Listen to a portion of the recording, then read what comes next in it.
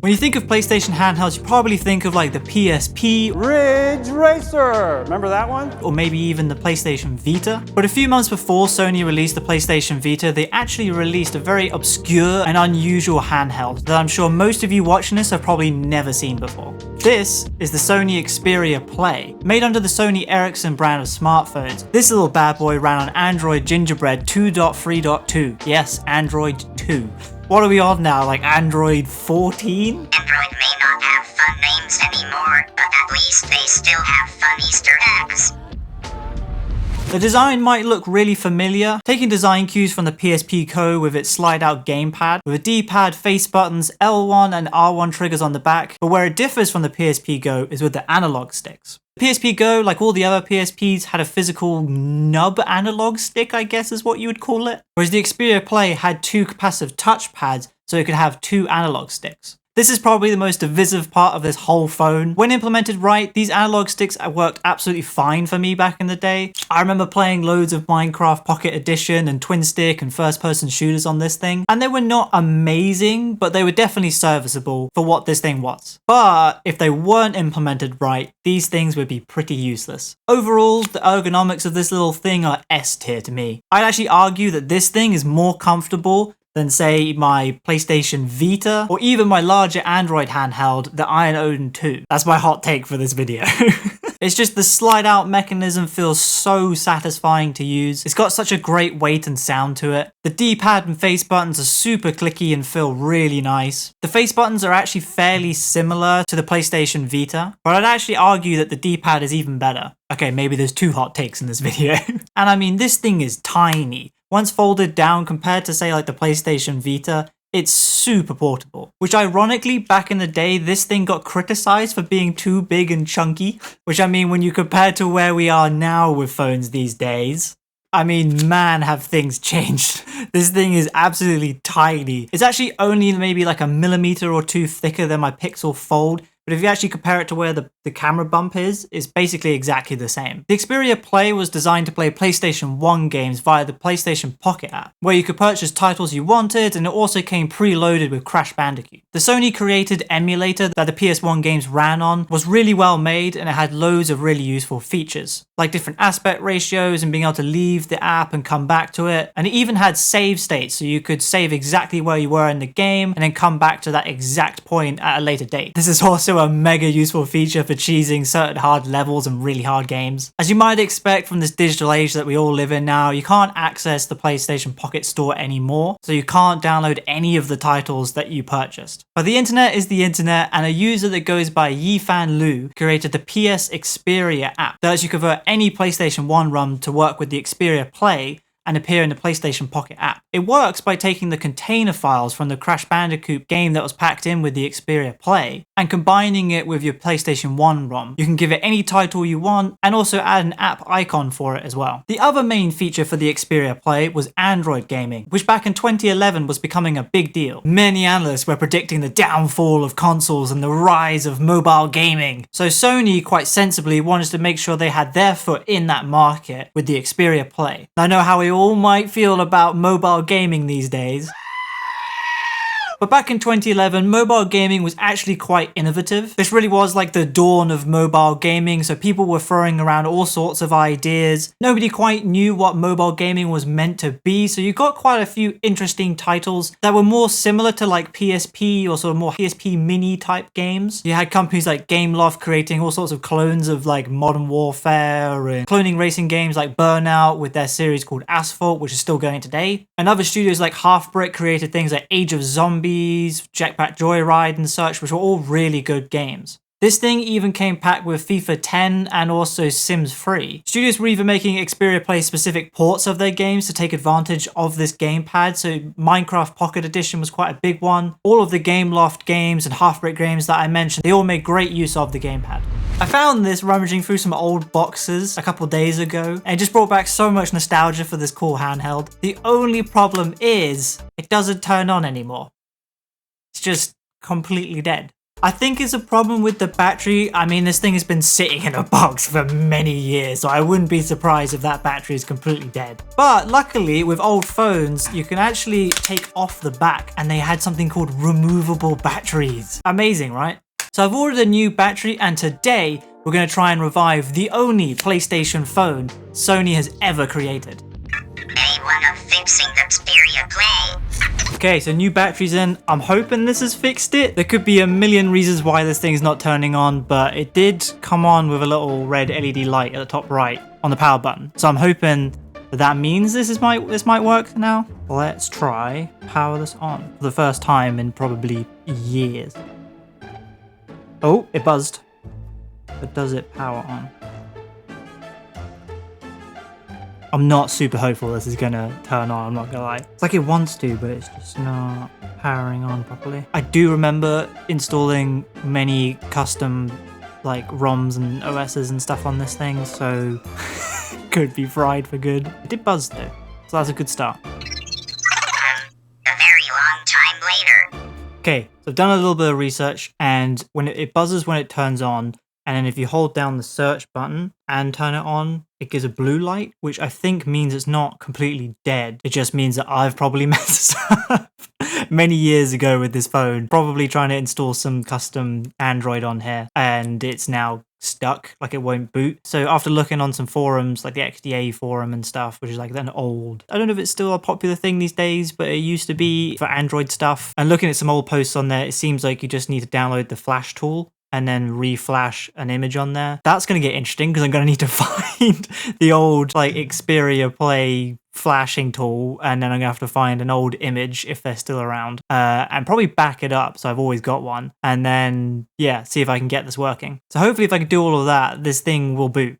It should do, because it does buzz and it does respond, which means it's working. It just needs a new Android image and we should be good. And this time I'm not going to go super custom, I'm just going to grab the most stock basic image I can. Day two. Okay, next day, I think I've found a guide online that's going to help me get this all together. Found this, which is a 2020 guide. I was very surprised by that.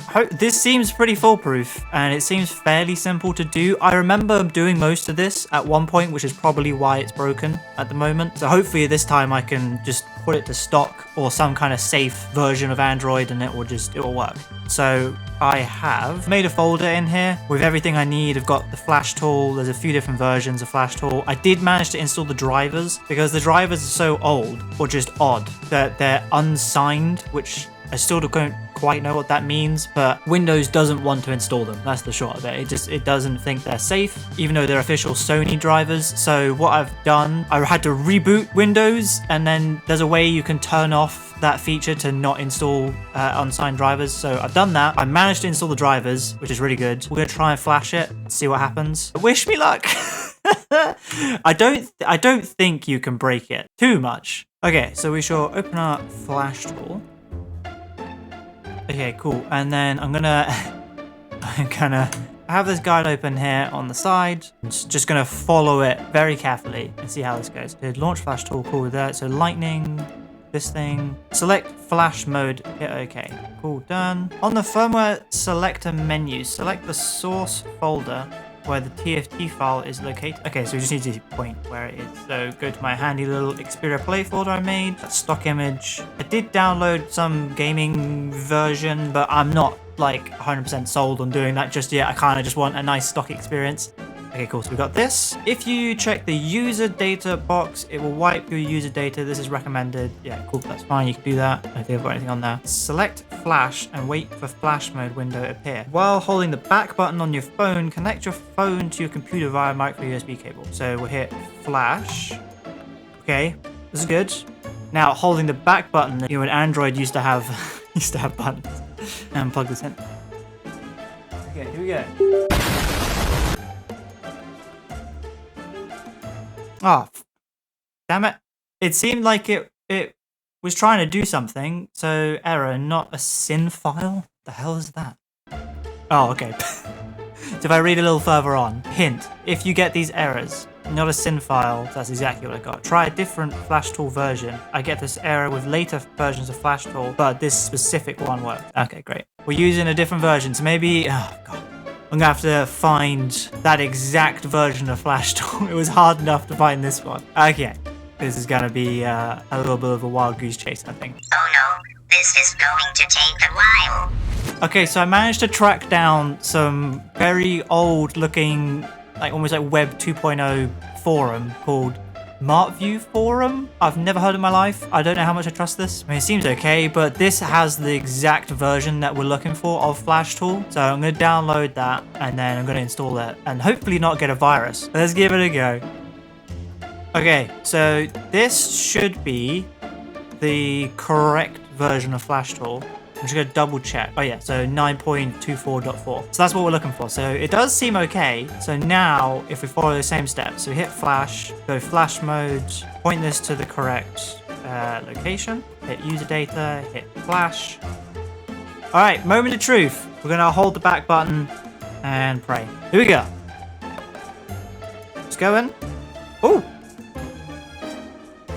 Oh, come on. I let go of the back button? I didn't check. It doesn't say. I'm just going to hold it. I mean, it's doing stuff. It's going. It's got a little green light on it. Come on, little phone. You can do this. You can do this. Flash for me. Give me that nice stock Android experience. So far, this is easier than I remember it being. Don't know how I messed this up. But I'm sure we'll find out. Ending flash session, flashing, finish. Please unplug and start your phone. This is the moment of truth. I really hope this actually works. Have it on camera here. It buzzed. Come on, give me that Sony Ericsson picture, please. Oh no. Oh, it's really hopeful with that. Bollocks. There's nothing happening. Oh! Sony Ericsson! Hey! You can't, I don't know, I'm gonna have to try really hard to get that for you. It's very dim, but it does say Sony Ericsson. Come on! Please! I don't mind if you're super dim. Hopefully I can just sort that out in the Android settings. Come on, boot, boot, boot, boot. You can do this. Boot. Hey, look at that. So many reflections, but look at that. Sony Ericsson. Damn. Oh my god, that's so dim. This is like looking at like a Game Boy screen. I know this thing can go brighter. I imagine it's just stuck on the lowest brightness setting. Bugger. Bollocks. It 100% it had like a Sony Ericsson bit on it. But I don't think it's properly booting now. I'm not seeing anything. In my folder, I did download a kernel, this one. I wonder if I should just install that, see what happens. Flash, Xperia, play kernel. You need to click on there. Okay, we're following this tutorial that was like 12 years old. Click on reboot into fast boot mode. Yeah, my only worry is that in all of these videos, their phones actually turn on. Mine doesn't. So he's got the phone connected. Let's connect this up. And then connect your phone to USB again. Okay, we're gonna try this. Oh, there you go. Now it's connected. Fast boot. Ooh, new menu. And you need to click on reboot into fast boot mode. We're gonna hold this one down. I'm gonna guess it's the magnifying symbol, I guess. The little search symbol. So we'll hold that. Oh yeah, it's blue. There we go. Okay, that's good. Image file. Okay, so I've got an image file. That works. So do I need to click on this? Let's go back to the video. Oh, it's doing it. Info, please check the log before rebooting into system. Let's just give it a go. I'm basically praying that this screen isn't like screwed. Oh, we're off the splash screen. Oh, yes. Okay, we're on something. I'm gonna have to lean in. Oh yeah, okay, so it's asking for language. Done. I'm literally just about to do that. Please insert SIM card and restart your phone. I don't have a SIM card. I don't even have a SIM card that's full size anymore. Because the thing is, this is an old phone, so it's just got full size SIM card. Now these days, you have the little tiny thing. Or not even one at all, you just have an eSIM. Oh my god! Yes! Come on! Let's go! It's on. I mean, I doubt you can even see that on the screen, on the camera. Can't see anything. I mean, that is so dim. Let me see if I can pull up the brightness. It's all in Chinese, even though I chose English. That's good. Display. Brightness. Oh no, that's max. Oh no! Bollocks. I mean, I seriously don't think you can see that. but I'm on the brightness menu, and I think I turned off the auto brightness just in case the sensor's not working or something. But it is maxed out. I mean, it's on. I'll take that. I said I just wanted it to work, and it is kind of working. Yeah, I mean, everything works. The controller works. So that's good. I'm going to have a play around and see if I can find out about this brightness setting. But it is working. It's just, I don't know if the screen's buggered, which I think I can get a replacement screen if that is the case. We shall see. Many hours later. Okay, so somehow I've come across this random Reddit post from like 8 months ago, which is actually a lot like shorter time frame than I thought it'd been. A lot of the stuff I've been looking at has been from like, 10 years ago, 8 years ago, that sort of thing. Of someone asking, is there a Discord server? And there actually is. So I've discovered that there's this Xperia Play Discord server, and it's actually pretty active. Like, people are messaging literally like right now in this server, which is amazing. So I'm going to look through this. I'm going to see if I can maybe contact someone, maybe download some games and put them on here, because all of the games, obviously, they don't work anymore because you have to download stuff which used to be on the Sony Xperia Play servers, and they don't exist anymore. But this is a goldmine. Thank you for whoever set this up, honestly. I ended up chatting to some people on the Discord who were kind enough to help me. We went back and forth trying to work out why on earth the screen was so dim. And eventually I did get to talk to someone who really understood the hardware of the Xperia Play 2. And they did confirm my worst fears, unfortunately, that the screen is actually busted. And unfortunately, the backlight on it is completely dead. Also, I thought, whilst filming the B-roll for this little guy, it did randomly start turning on. Wait. What? Oh, whoa, what the hell? The screen just came back on for a second. It's just come back again? Whilst filming? This is very strange. I have absolutely no idea what caused it to turn on. I've tried, like pressing different parts of the screen and twisting it and stuff to try and get maybe like a loose connection sort of fixed again. But nothing seems to make it turn on. It just seems to turn on every now and again whenever it decides to. But that does make me wonder if I can actually open this up and fix it. I have ordered a screen, so either way, I'll definitely be making another video reviving this little guy or streaming it or something, so be sure to be subscribed so you don't miss it. So unfortunately, the reason we never got a sequel to the Xperia Play is because the phone kind of flopped. Lots of people have tried to work out maybe why this thing has flopped. Personally, I would say it's because Sony didn't commit 100% to this device, and that kind of shows with the pack-in games. It's not like they're bad games, like every single one of these ones is actually really good fun when you play it, but they're not exactly like system seller games. They're no like Killzone or like Uncharted series. If this thing came packed with like Little Big Planet and Uncharted game, these days maybe even like an Astrobot game, I think this would have sold a lot better. I mean, heck, if you put like Monster Hunter on this thing would have sold great in Japan. Also, as fun as all the adverts were for this thing, I also think they tried to advertise it to the wrong type of people. Sony was really trying to push this thing to adults. As you could tell by all of their adverts, everyone in it is like a young adult. But back in 2011, not everybody wanted to be associated with being a gamer. It just wasn't quite as popular and mainstream as it is today. So the idea of having a phone that was also a handheld probably wouldn't have gone down so well if you were in your office. And I think it's kind of funny because if they actually advertised this to teens, I think it would have sold a lot better, because when I was a teenager, this thing looked freaking awesome. And the other sign of Sony not really giving 100% to this device is the fact that it can't emulate PSPs. At least it couldn't back in the day. I would love to try it now because PSP emulation's come a long way. This is mainly because Sony didn't want to cannibalize all of their PSP sales, which just really reeks of Sony not really committing to a device, which we all know how that bit them in the ass with the PS Vita. Sony, as we all know, stayed away from the handheld market ever since the Vita flopped. They did release that PlayStation Portal device, which I guess is cool. It also just looks like a Frankenstein machine, and it's not really a handheld, is it? I would love to get a sequel to this, and for the next Sony handheld to be an Android device. This might be another hot take, but with the massive advancements in mobile chipsets, you can now easily play PS1, PSP, PS2, and if there was an emulator, you could quite easily do PS3. My Iron Odin 2 has a Snapdragon 8 Gen 2 chip in it, and you can even run Switch games on this thing via emulation. And this isn't even using the latest chipset at the moment, with the Snapdragon 8 Gen 3 being used in all the latest flagship handhelds like your Samsungs and Red Magic gaming phones. I honestly think you could run most modern titles on this thing at like lower graphic settings. Anything from like the PS3, Xbox 360 era, 100% could run on this thing natively, easily. And at the very least, they could easily put all of the modern indie titles on that sort of device, and they would run run really well, and then let you stream all your PS4, PS5 games via their remote play app.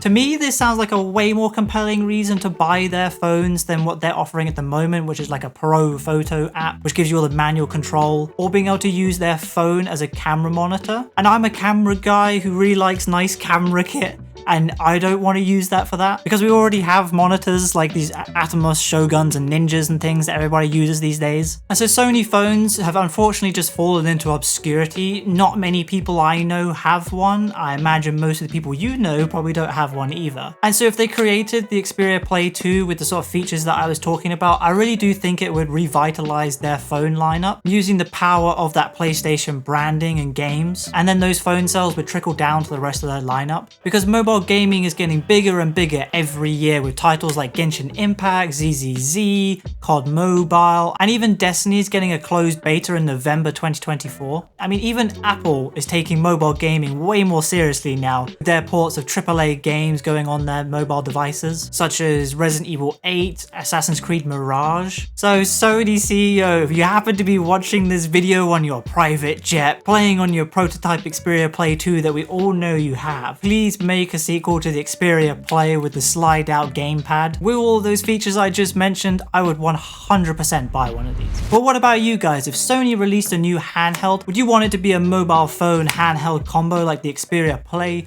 or would you rather it was a totally separate device like the PlayStation Vita?